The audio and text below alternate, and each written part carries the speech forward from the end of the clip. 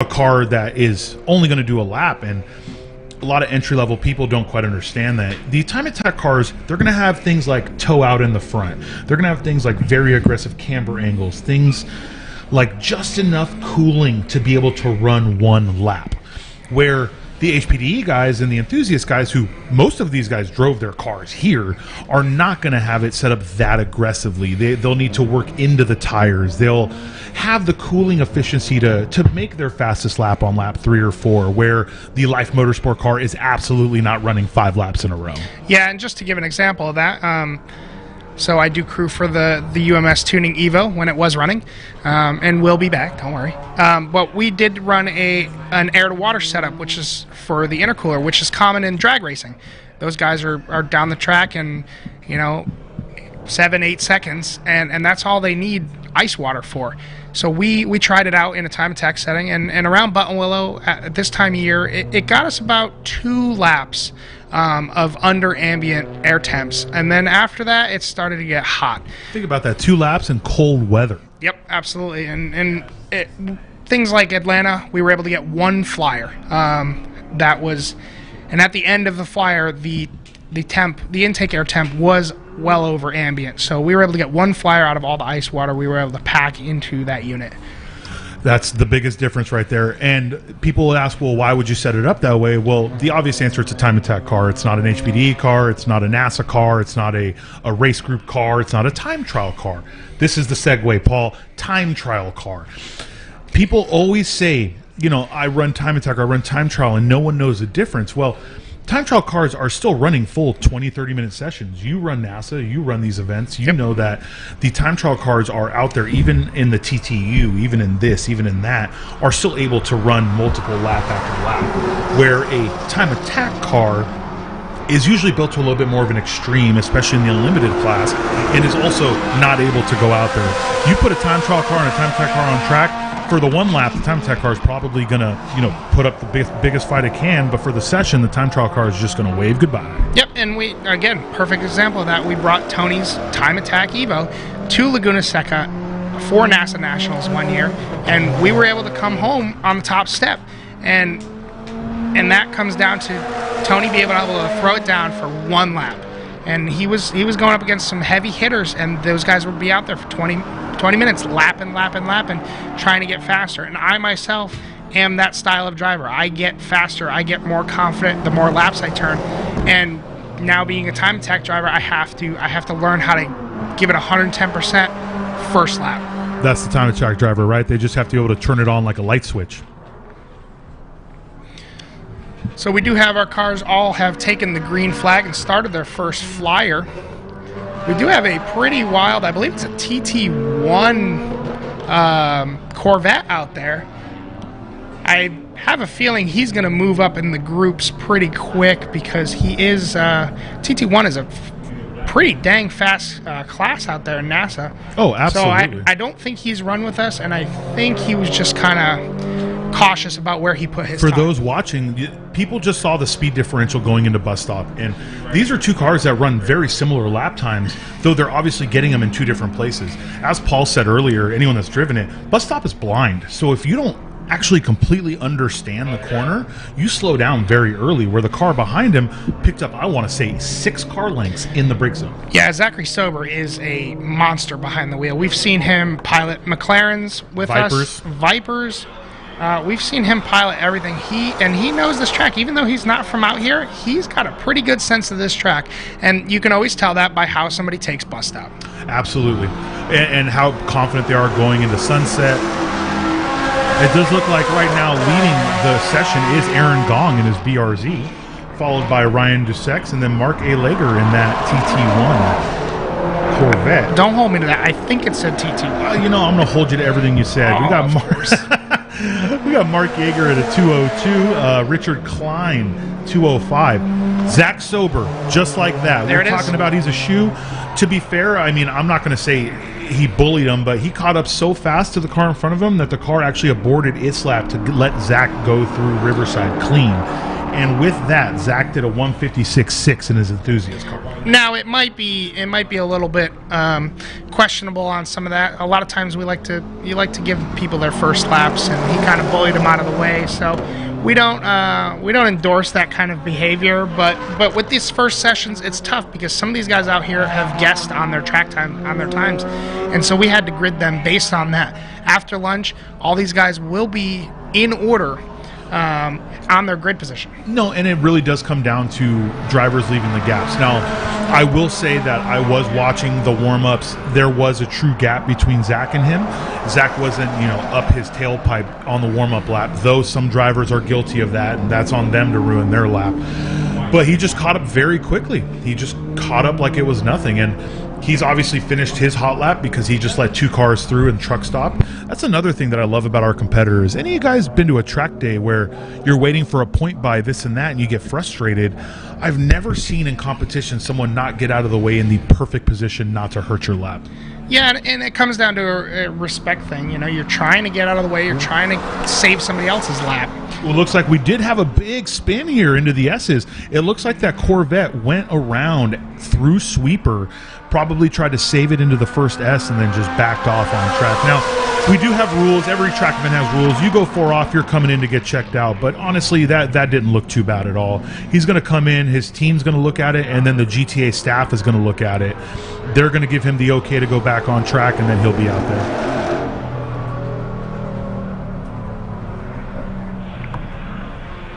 I got to say, you really got to be pushing it to spin after sweeper, though. Well, the problem with sweeper is visually it's a little distracting because it kind of looks like it tightens up on you. And if the back end starts stepping out, there's no real room to catch into that slide. So it can be easy to come around on you. Take it from a person who tracked an S2000 here. Well, and it's the argument, right? And there is no correct answer here, but do you double apex sweeper or do you late apex? And I can tell you both will get you a similar lap time, but a lot of people want to late apex it to scrub speed. The people that tend to double apex are those that actually race cars wheel to wheel because you don't want to leave the inside open. It's a line placement. You want to block the line. You don't want to open the door for somebody behind you. And a lot of tracks have on their sweepers, most of them can be taken single or double, and I've raced a lot of tracks, and some of it comes down to car setup. Front wheel drive cars like to take a certain line, whereas rear wheel drive will take a different line. Yeah, and absolutely. And the thing about it is you can gain the same lap times with coming into different speeds. You go in and you late apex it, so you scrub all your speed. You try to double apex it, so you're more precise. Personally, I'm of the belief that late apexing is better because it allows you to carry more speed into the S's, but I've always driven lower horsepower cars, where you get to carry the speed in. You talk to a lot of guys with higher horsepower cars, they actually want to double apex it, diamond that corner so they can just carry as much speed through the S's as possible. Yeah, the big thing is I know with driving my car has a very large turbo. Well, not large in some of these guys' cases, but the boost does come on quick and hard. So I want to get that car as straight as possible before that happens, or else that back end's coming out from under me. And coming through the bus stop, we do have 2 cars that were hanging out at SEMA last weekend. They came out here and decided to show off. Yeah, and to be honest with you, both show quality FRSs and BRZs, and what's funny is they are running almost identical lap times. Like, I want to say one is slowing the other down, but that wouldn't be true at all. They literally are just right there with each other. Yeah, I believe as far as engines go, they weren't too crazily modified. They do have 2 completely different body kits on, and it's kind of interesting to see how well it affects their handling. So far, it does look like no one has been able to touch Zachary Sober's time of a 156.689, though Ryan Dusex got close with a 56.902. Got Aaron Gong at a 57.9, great lap for that enthusiast FRS BRZ. Sofian Fraval at a 158.969, followed by Curtis Pogue at a 159.457. It's great to see top 6 cars are still under the 2-minute mark, and we still like to talk about that. People are out of their mind these days. You got street class cars doing 45s, for Christ's sake. Yep. So people don't realize how hard it is. Oh, we have the Mustang going through bus stop, putting 2 off right there. People don't understand that going sub 2 minutes here is still an achievement. You have track guys that have come here for years that have never touched that barrier. Yeah, I'm one of them. I did 7 laps and I only managed a 2:02. And I'll say it, 600 horsepower. And to all his sponsors listening, he's not telling the truth. Okay, he's fast. I promise. No, but no, the sub 2 mark has always been. I've been coming here for about 10 years now, and the sub 2 mark has always been that pivotal thing.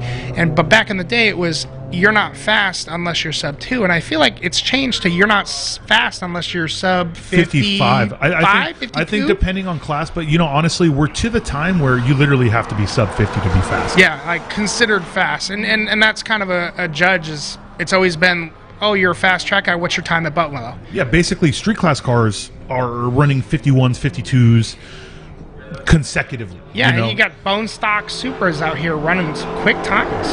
You got Supras on wheels, tires, suspension, intake, exhaust, doing 52s, 53s. Yeah, I mean, the caliber of what's considered a street car, not just by rules, but what these manufacturers are putting out. They are putting some high quality machines out here as a off the showroom floor car. And what's great is, as we're talking about these new cars with technology, that C5Z06 just did a 58. Wow. Stock body, no aero. I have no idea what's under the hood, but I'll be honest with you, it didn't sound that wild, and he just did a 58. So though these new cars are making it easier for the drivers to go fast, there's no way you knock on old technology. Time Attack was built on the Civic hatchbacks of the world, you know what I mean? Yeah, and I'm a little sad. There's only one Civic hatchback out there that I've seen. The world needs more Chris Boersmas. It needs more James Houghtons and Integras. It needs more William L. Youngs, even in new body Civics. Well, it's a tried and true platform. There's tons of support for platforms like that. But if you look at things, there's a lot of support coming out for these S550 Mustangs and the new Supras. These shops are jumping on them the second they come out and trying to really get good performance products on the shelves and in other people's cars. No. Ooh. That right there was a deep off.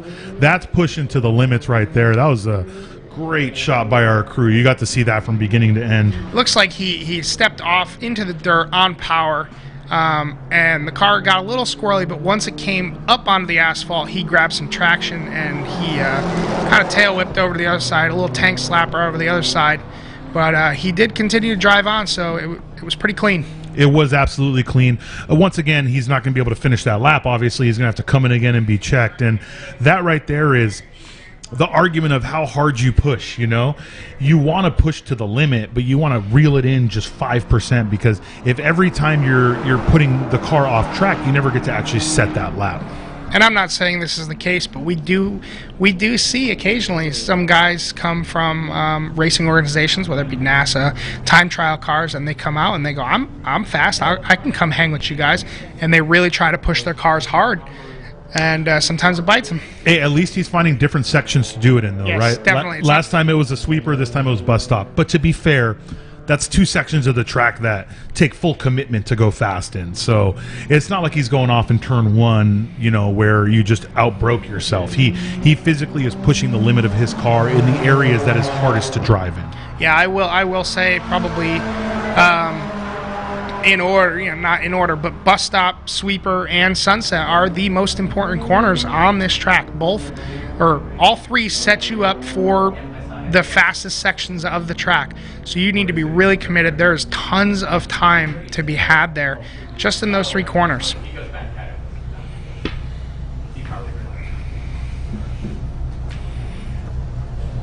So we do have a couple cars in the hot pits getting checks. So we have the same Corvette. He's in TT0 orientation right now because he's flying. Then we had Aaron Gong followed by Mark Yeager. All of those teams being checked. And what's funny is that's 3 classes of car. People really think that only the unlimited cars get checked.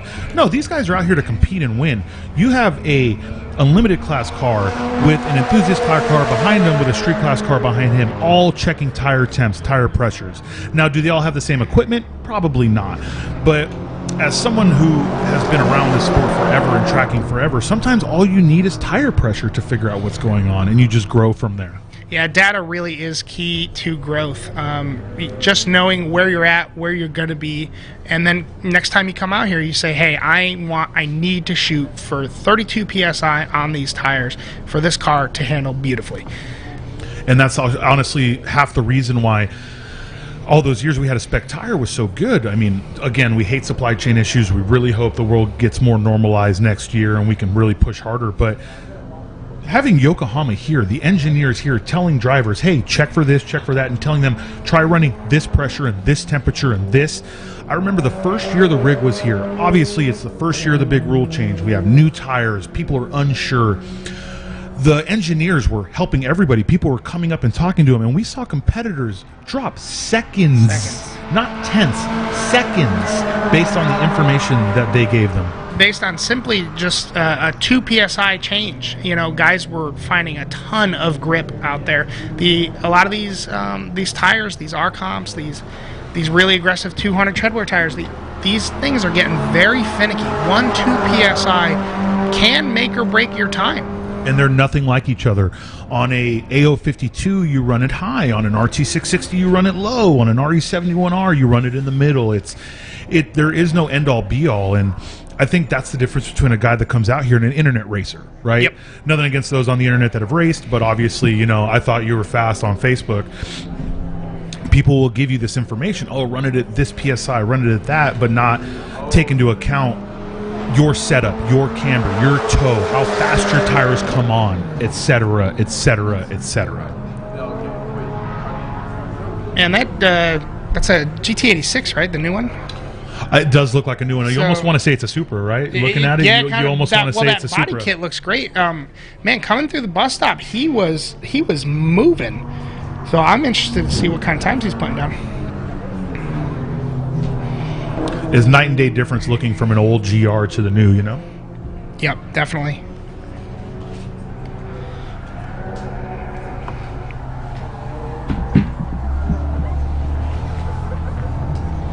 I wasn't crazy. You just heard some tire squealing? I did, but okay. You know what? Sometimes tires, when they're coming up to temps, get loud. I was expecting to see someone doing a pirouette, but that was not the case. Yeah, I was looking for a dust cloud. So this is the car we were just talking about. It does look very good on track, by the way. It's something that is part of the time attack culture. People can agree or disagree with this all they want, but time attack has always been speed and style. Yep. It's not just about building the fastest car, it's about building the fastest car that looks damn good on camera. And yeah, that absolutely is a new GT86. Beautiful looking car.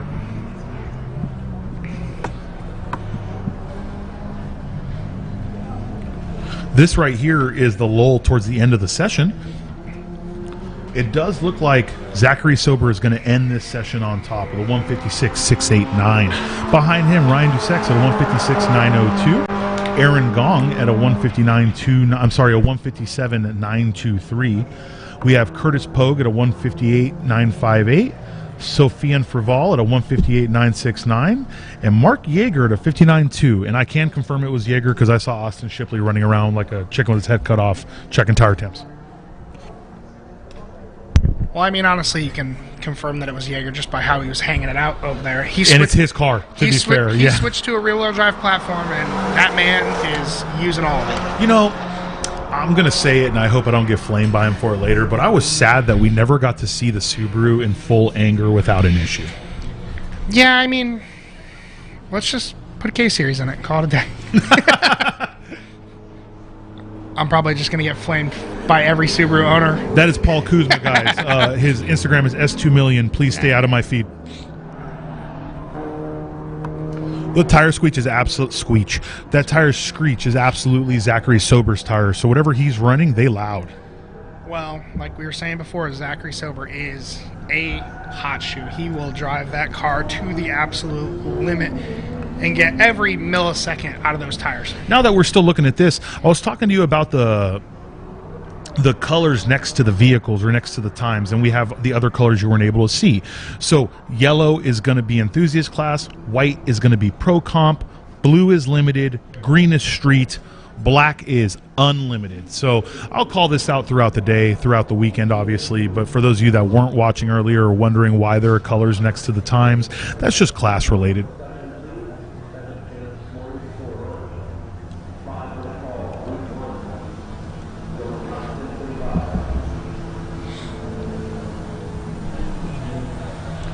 We do have Group 1, Session 2 getting lined up. We are going back to the fastest cars on track right now, getting lined up for their second session. Now, this is the session that I'm personally going to say is probably one of the fastest.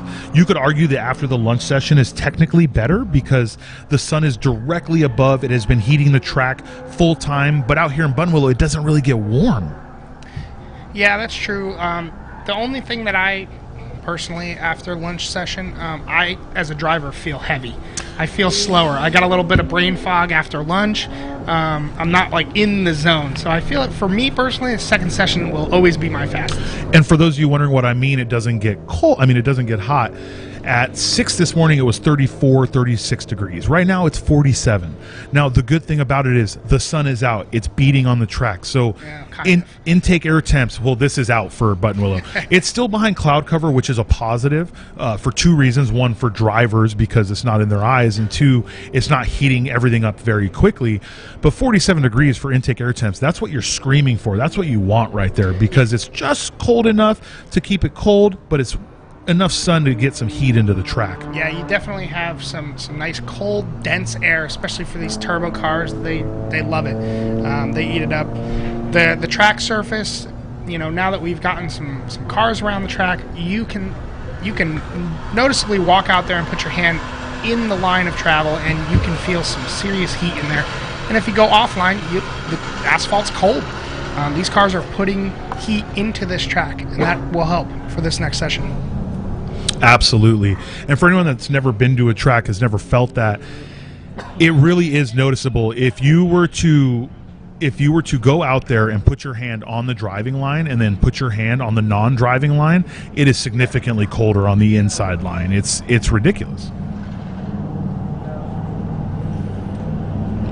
But that's the best part about time attack. You're not trying to pass people on the inside. You get to take the optimal line. You get to run your optimal lap, assuming nothing happens in front of you, a catastrophic failure, debris on track, etc., etc. Yep, and as the car being passed, it's a respect thing. They know, hey, this person needs to be on the outside of this track right here, so I'm going to slow up and let them get around me so they can set up their corner properly. Nobody's out here to mess up anybody else's time. We all just want to see each other go fast.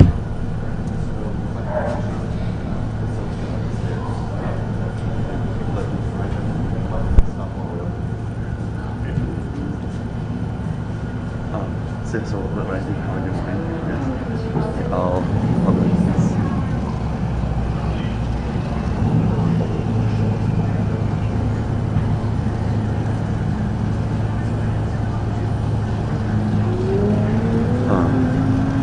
that's pretty stiff.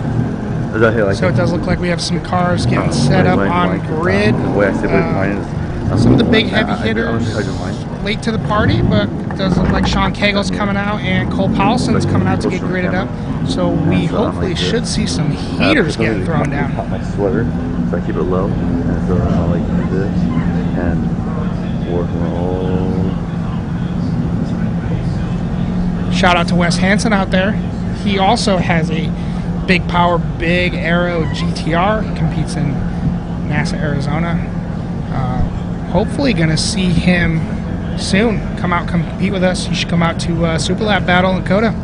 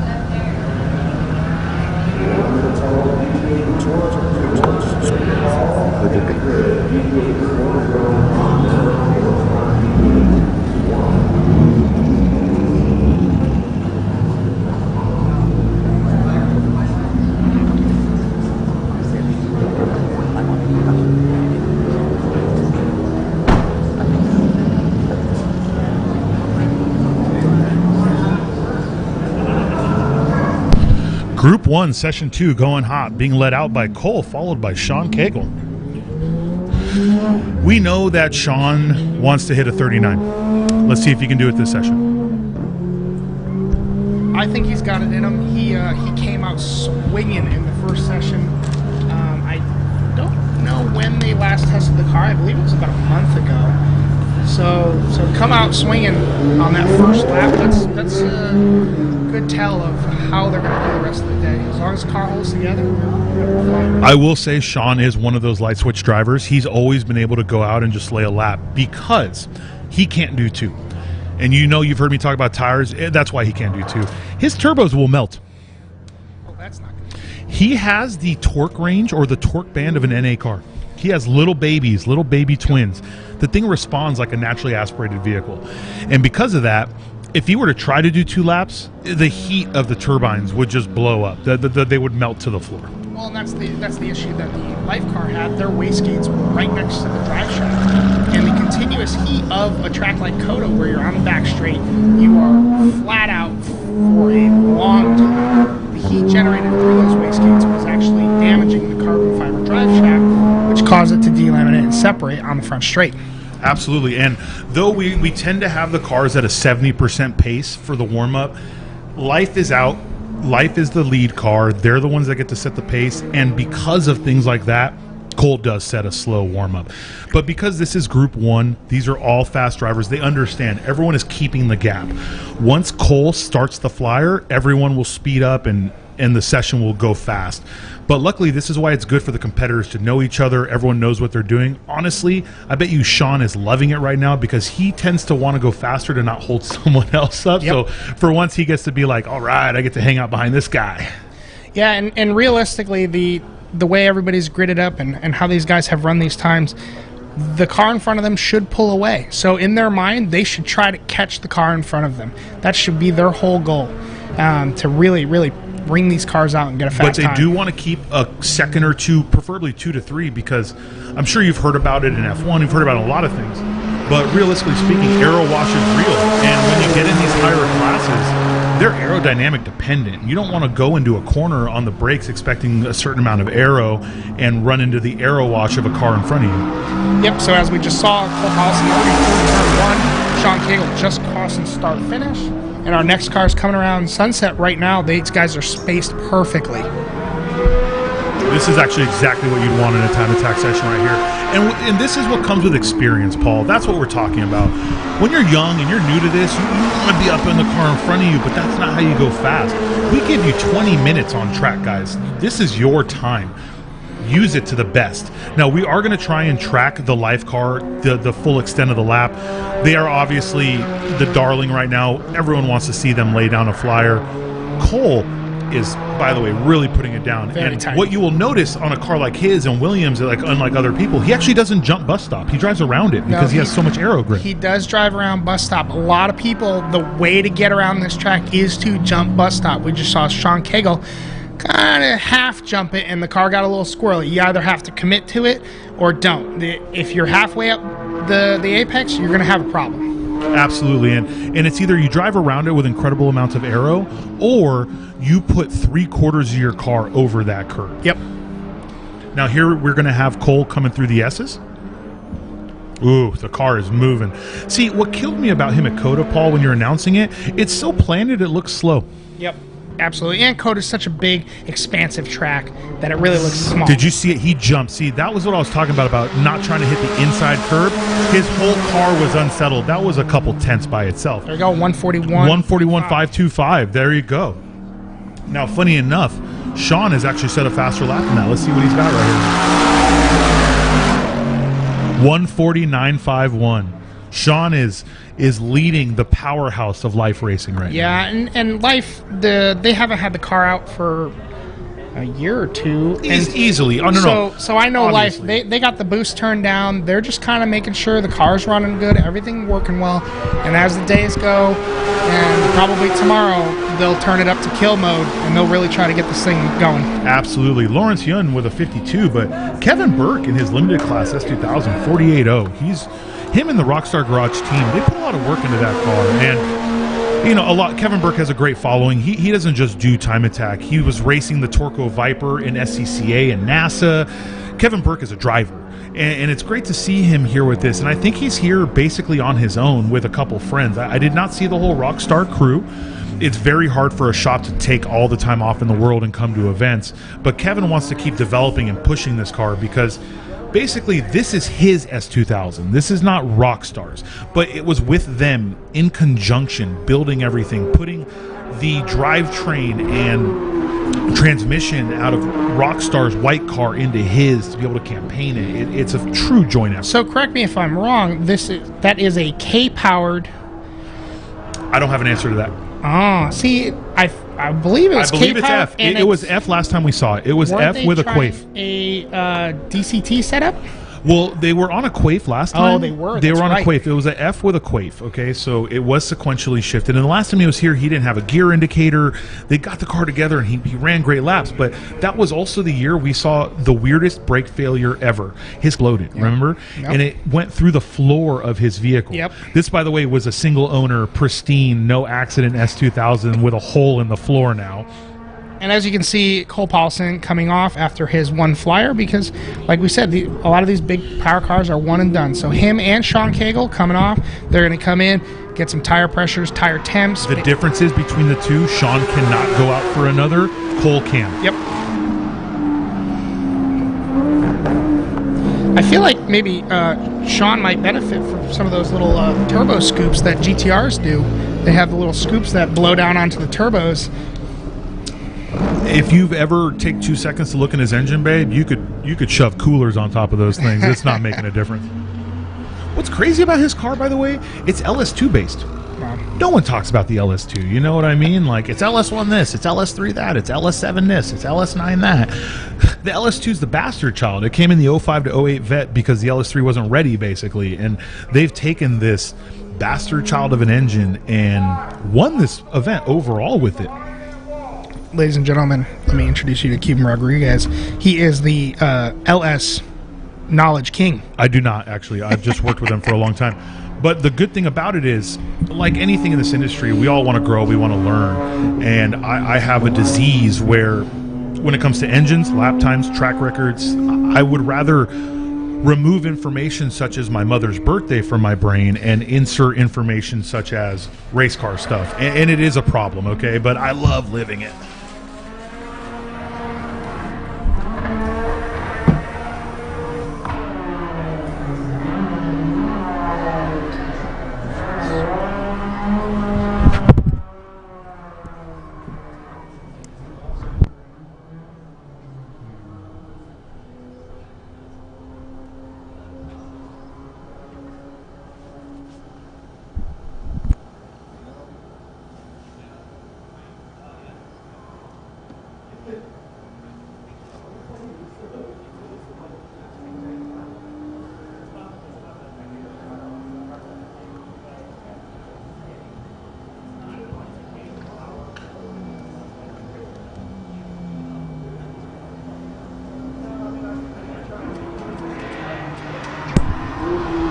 Kevin Burke's car, though it is a limited class car, I feel like that car is set up more to be able to do lap after lap. And the reason for that is they want to be able to get the seat time in it. Kevin is always developing. He's constantly pushing himself. And I got to say about him and his team, they don't quit. You know, he's also the guy that he had a C7 Grand Sport. He was ripping it. And then he was tracking his RCF. And now he's looking into something else. The Torco Viper. He's just all about getting in whatever car he can and go fast. Now, I did just walk over to the other side of the tower, and it looks like the Life crew just had some coolers on the car and filled up some fuel, but it does not look like Cole got out, so I think they are going to go back out. See, this is what we like to see, and truth be told, we know that they only hold enough fuel to do a lap or two, but it's good that they're bringing fuel onto the